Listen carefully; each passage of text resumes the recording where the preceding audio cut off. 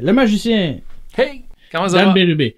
En fait, c'est important aussi qu'on parle de la section son parce qu'un projet comme ça, on n'est pas, c'est pas tout le monde qui a la chance de faire des projets comme ça, puis d'avoir un monteur de son qui est littéralement dédié à cette section-là. C'est une section qu'on a tendance parfois à oublier ou à prendre un peu plus à la légère, mais quand tu comprends la quantité de travail qu'il y a dedans, tu comprends que ça vaut la peine de mettre l'effort, puis justement, c'est ce qui permet parfois de démarquer, je pense, le chœur virtuel de d'autres chorales virtuelles. C'est vraiment que la qualité du son est là. Fait que Dan, tu veux-tu nous montrer un peu comment ça fonctionne le son? Oui, je vais passer à travers toutes les étapes que j'ai à partir du moment où je reçois les fichiers au début de l'assemblage. Après ça, quand on commence à mettre tout ça ensemble, c'est quoi ça donne. Puis on va checker ça ensemble.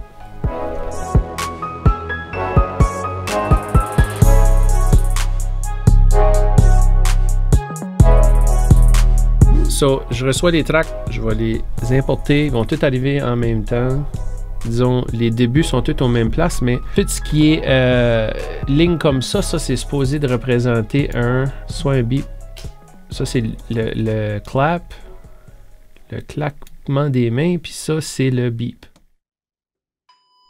Okay. Mais pour l'instant, puis là, ils sont pas forts parce que je les ai déjà toutes bassés, tout ensemble, ça va vraiment faire une grosse différence de volume. Donc, on voit qu'ils sont pas toutes égales, là. Puis il y en a qui ont même pas ça, c'est peut-être un clap, par exemple, là, une petite ligne blanche là. Même pas. Faut que je trouve comment est-ce que ça fait tout ensemble, parce que quand je les importe toutes dans le projet au début, ça sonne comme ça, là.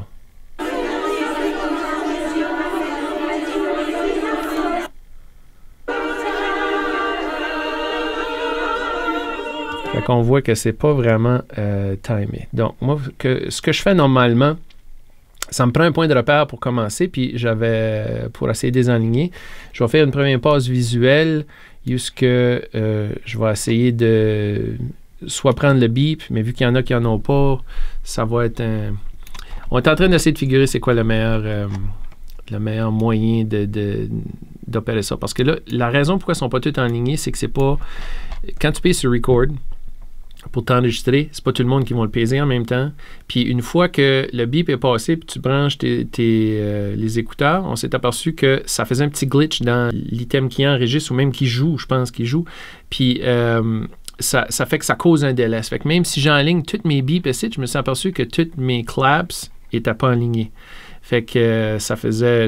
J'avais envoyé des exemples à Marc-André, puis Chantal, puis Justin, puis ça, puis ils ont tous vu ça au début, puis ils ont été comme, il faut trouver un autre moyen.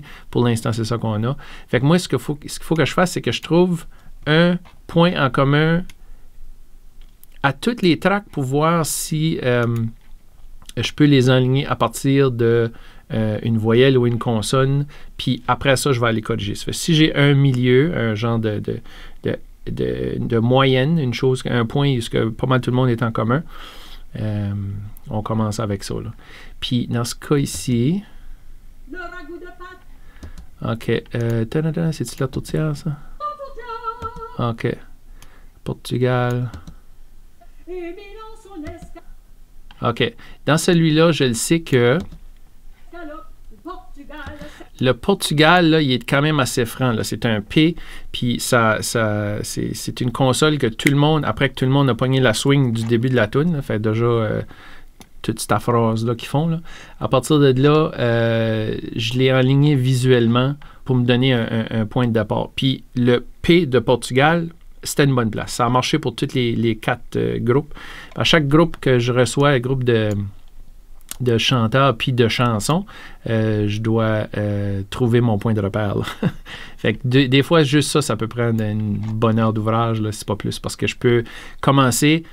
J'aurais pu tout aligner ça avec le Portugal puis m'apercevoir que le restant était tout off. Fait que mais là, j'ai été chanceux. Dans celui-là, j'ai pu trouver quelque chose en commun. Là. J'ai trouvé mon Portugal, ce qui est... Sa margarine, l'espagnol, c'est mandarine, et l'anglais, son mode de chat, mais... Ah non, c'était avant ça. Portugal.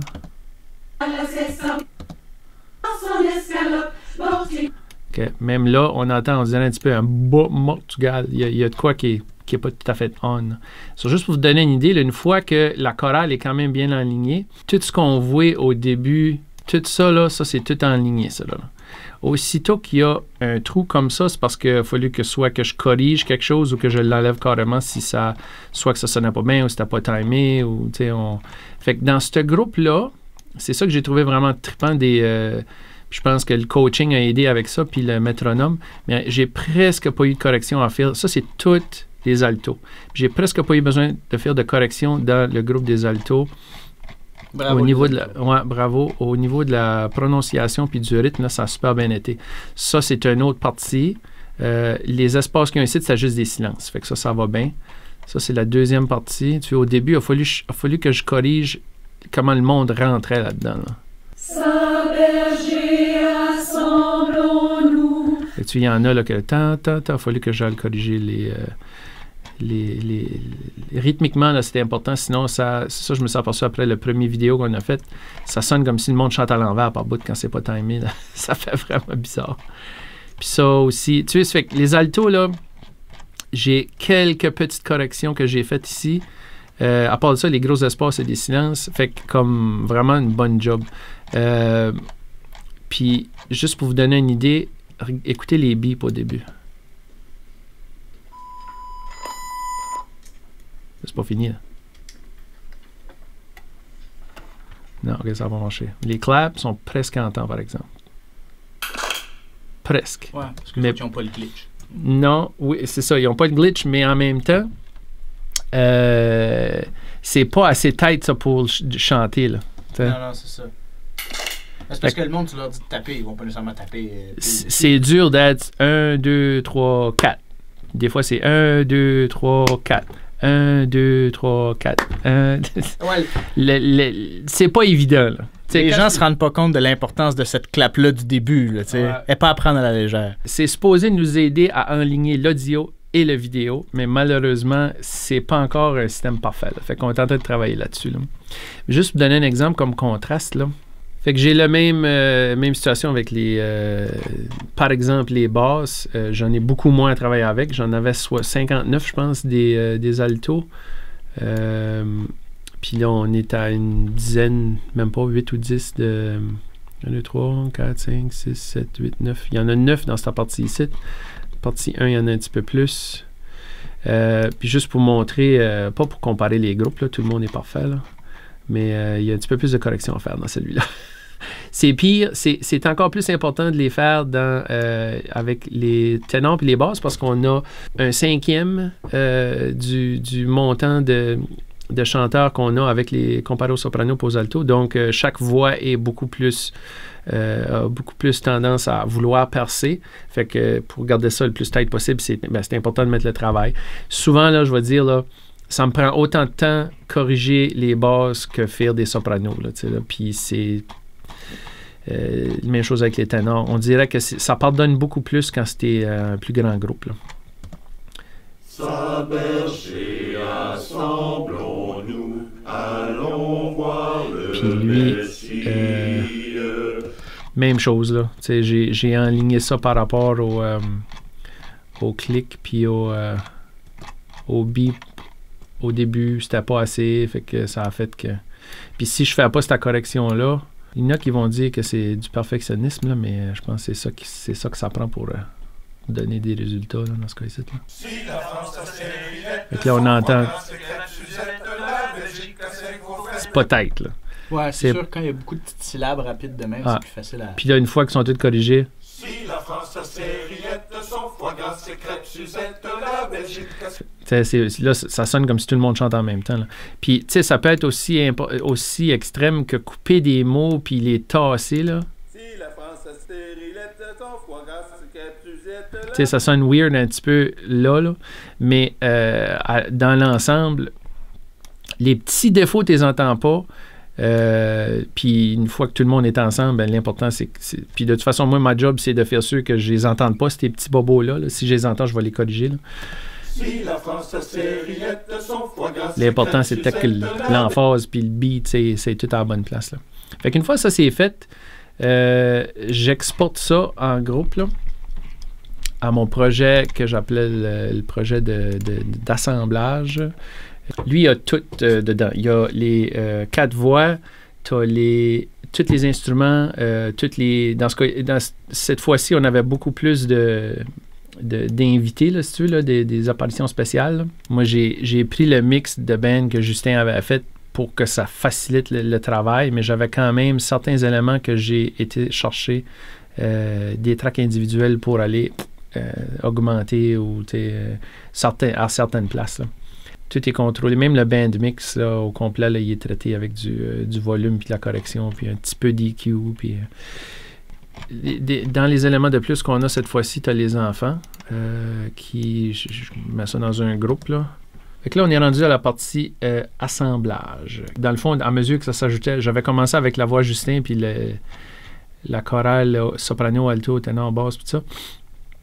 Et le band mix que Justin avait fait. Mais après ça, quand j'ajoutais Eric au Minu Chrétien, Chantal au Minu Chrétien, Noël comme autrefois, tous les petits bouts, là, je les ajoutais par en haut. Là. Fait que on a les 3 sections. Section 1, section 2, section 3 que vous avez faites. Même là, je me suis aperçu avec l'enregistrement qu'il a fallu que je corrige un petit peu le... Non, c'est cette année, c'est ça. Le rhythm de la chose au complet n'était pas tout à fait tête. Pas sûr exactement pourquoi, ça fait qu'on a juste... j'y étais pour juste le corriger, là. Cette année, j'ai envie de revenir. Fait que c'est ça, on a les 3 sections de chansons que la chorale a faites. Fait que le gros de la job que j'avais à faire en commençant, c'était de créer ça ici, là. Chaque section de soprano est là. Comme lui ici, ça va être toutes les voix de soprano qui est dans une file. Un fichier. Même chose avec les altos. Voir le Messie. Cherchons cet enfant. Puis honnêtement, là.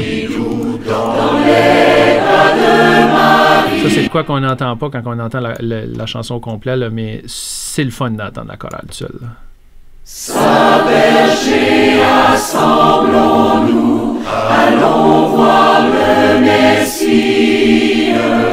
Cherchons cet enfant si doux dans les bras de Marie. Quand je suis rendu à cette étape-là, là, puis que toutes les voix sont timées, sont assemblées, puis sont mises ensemble, là, comme souvent, ça devient un petit peu émotif. Là, comme « Wow! On est rendu là! » Là, c'est le travail de tout mettre ça ensemble. La musique. J'ai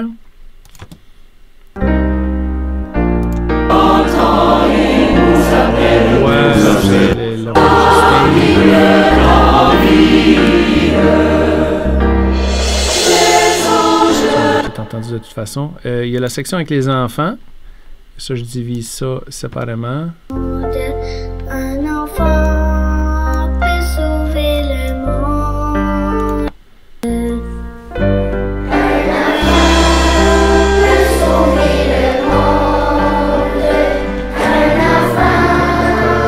À la fin aussi. C'est vrai, les autres étaient. C'était juste surtout pour dire le joyeux Noël. Là.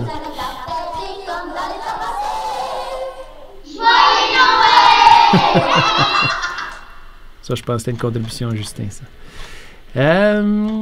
OK, puis il y avait de quoi que je voulais montrer qui était dans le bout de les Alléluia. Je me suis donné la discrétion de faire un petit peu de choix artistique. Puis c'est pas plus dur que les chanteurs, en général, surtout des chanteurs d'opéra, ça a tout le temps une petite swing à la fin de la phrase. Puis dans ce cas ici,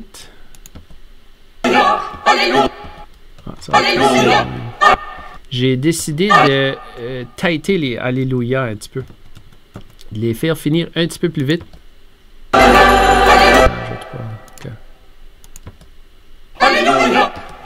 Fait que ça sonne un petit peu sec là, quand on l'écoute juste de même. Là. Mais c'est que dans l'ensemble du mix, ça fait qu'ils vont puncher plus. Là, au lieu d'avoir de Alléluia, Alléluia, ça fait plus tight. Là. Alléluia, Alléluia, Alléluia. Puis c'est subtil, là. Mais quand ce que t'as... Alléluia, Alléluia, Alléluia. La différence entre le premier et le deuxième, là, dans le mix, là, ça fait... Je trouve qu'en le coupant sec, ça fait qu'il passe encore plus, puis là, tu as plus de chances de puncher à travers de tous nos 160 choristes à travers de ça aussi. Là. Fait que ça, c'est un petit choix créatif que j'ai décidé de faire. Porte de ça, on a le menu chrétien. J'ai envie d'illuminer les fenêtres de la maison. J'ai envie d'illuminer les fenêtres de la maison. J'ai envie de cuisiner, de faire un réveillon. J'ai envie de cuisiner, de faire un réveillon. Je vous invite à danser, faire sauter le plancher. Je vous invite à fêter comme dans le temps passé. Je vous invite à danser, faire sauter. Quand c'est juste une voix, ben c'est... Puis même avec, en EQant chaque track, là, la plupart des tracks, je finis toujours par EQer pareil là, au travers de ça, puis compresser. Puis, à chaque track que j'avais tantôt, que j'ai fait l'assemblage, il a fallu que je rentre dedans en l'écoutant, pas juste pour le timing, mais pour le son aussi. Puis vu qu'on a on enregistre avec des micros, pas des micros, excusez, on enregistre avec des iPhones. Souvent, ou la tablette ou quoi que ce soit, le micro, il va ramasser la pièce au complet. Fait que tu as beaucoup de résonance, fait que j'essaie d'aller corriger ça le plus possible. Puis je me suis aperçu cette fois-ci que quand j'y vais un petit peu trop drastique, il faut que je revienne sur mes pas après ça, quand j'ai le contexte au complet, comme « Ah, là, j'en ai trop enlevé, ça faut que je revienne. » Fait que j'essaie tout le temps que chaque track sonne bien, mais là, des fois, ça, ça dépend de la qualité sonore de l'ensemble. Puis dans ce cas ici, ben, les sopranos, même après toutes les cues que j'ai faites, comme sans ces choses-là, là.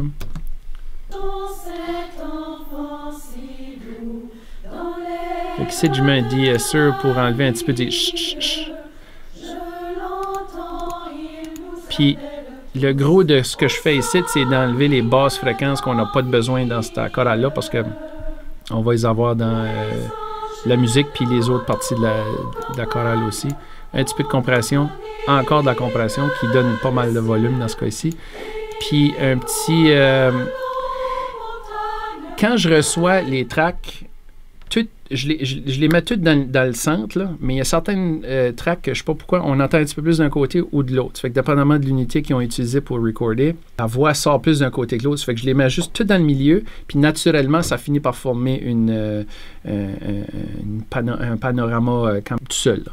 Mais pour les sections individuelles, dans l'assemblage au complet, je les aide un petit peu. Ça, ce que ça fait, c'est que ça étire un petit peu plus large que ton stéréo. Quand il est à 1, il est 1 pour 1. Ça, c'est comme s'il n'avait pas du tout.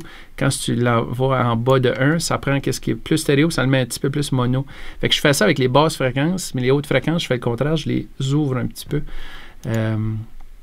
Puis aux extrêmes. Au soprano, je vais les élargir, puis aux basses, je vais les rapetisser, puis les ténors alto, ça reste pas mal aux mêmes places. Ça, c'est des petites choses pour essayer de trouver la bonne place dans le mix, là. Ça nous donne un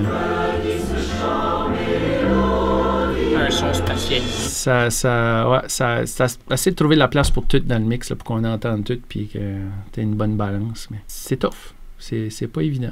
C'est le challenge à n'importe qui fait du mix, de toute façon, là, d'essayer de trouver le bon spot pour tout, là. Le gros de la job dans ce cas ici, c'est l'assemblage au niveau de les mettre en temps. Puis aussi qu'on part pas, on n'est pas tous dans un studio professionnel, là, ça fait que faut dealer avec l'ambiance, puis essayer de corriger un petit peu si possible, sinon ben ça fait juste partie du charme de la chose. Puis écoute, ça serait pas nécessairement mieux faire ça tout en même place en même temps, mais là au moins en les ayant séparés, je peux les corriger s'il y a des erreurs. Fait que ça ressemble à ça. Le gros de la job, au début, c'est l'assemblage de tout placer en temps, en termes de timing. Puis après ça, j'EQ un petit peu pour essayer de corriger des erreurs d'acoustique ou des choses comme ça. Une fois que l'assemblage est placé, là, je les mets en bloc. Puis je vous dis à toutes les fois que je commence à mettre toutes ces voix-là ensemble, chaque section ensemble, ça fait tout le temps un petit velours, là, une petite émotion, là. Je peux m'assurer que les gens à ce stade-ci dans le projet, puis après avoir vu ça, ils s'imaginaient pas que c'était autant de travail que ça au niveau du son. Là, je suis sûr qu'ils s'imaginaient que c'était comme on les met un à côté de l'autre, puis finalement, ça finit par faire une track de son. Mais il y a vraiment beaucoup de travail au niveau du détail là, de chacune des tracks. Oui, chaque track, après ça, chaque groupe. Puis une fois que c'est tout regroupé ensemble, il y a du travail à faire dans chaque section pour que tout sonne bien ensemble. Puis ça va vite, là, vous montrez ça comme ça, là, mais pour se rendre à ce stade-là, jusqu'à l'assemblage final, là, avant même de finir de mixer, là, c'est des heures. Des heures et des heures de travail. À toutes les fois, le résultat final vaut tout le temps qu'on met dedans. Au début, on sac, puis après ça, on braille. C'est pas mal tout le temps ça. Les lutines, est-ce que vous avez fait des beaux cadeaux cette année? Ben oui. Il y a plusieurs